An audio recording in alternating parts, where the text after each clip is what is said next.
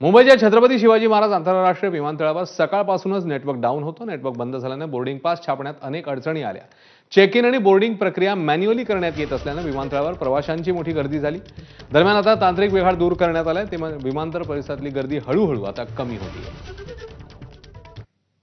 या छत्रपती शिवाजी महाराज आंतरराष्ट्रीय विमानतळावर संध्याकाळी 4 ते 5 वाजताच्या दरम्यान तांत्रिक सिस्टम मध्ये बिघाड आल्यामुळे मोठ्या प्रमाणात प्रवाशांना त्रासाला सामोरं जावं लागलं होतं. आता आपण जर बघतोय तर आता स्थिती जी आहे ती पूर्ववत होताना आपल्याला पाहायला मिळते आहे.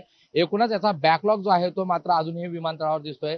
काही ठिकाणी काही गेट्सवर आपल्याला गर्दी जी आहे ती झालेली पाहायला मिळते आहे.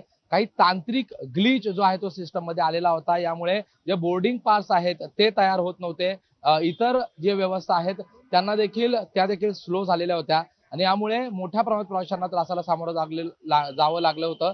आणि आता जर आपण बघितलं तर सुमारे 4 ते 5 तास उलटल्यानंतर अजूनही विमानतळांच्या जे प्रवेशद्वार आहेत तिथे मात्र आपल्याला गर्दी जी आहे ती आढळून येताना आपल्याला पाहायला मिळत आहे. मात्र सिस्टम जी आहे ती आता पूर्ववत झाल्याची माहिती जी आहे इथल्या जे अधिकारी आहेत त्यांनी दिलेली आहे. त्यामुळे आता पुढील काही वेळात ही गर्दी देखील कमी होईल अशी शक्यता वर्तवली जात आहे.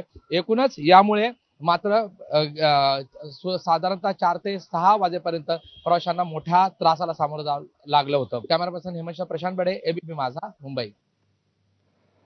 बाबा सिद्दीकी हत्या प्रकरणातील संशयित आरोपीला नेपाळमधून अटक करण्यात आली आहे.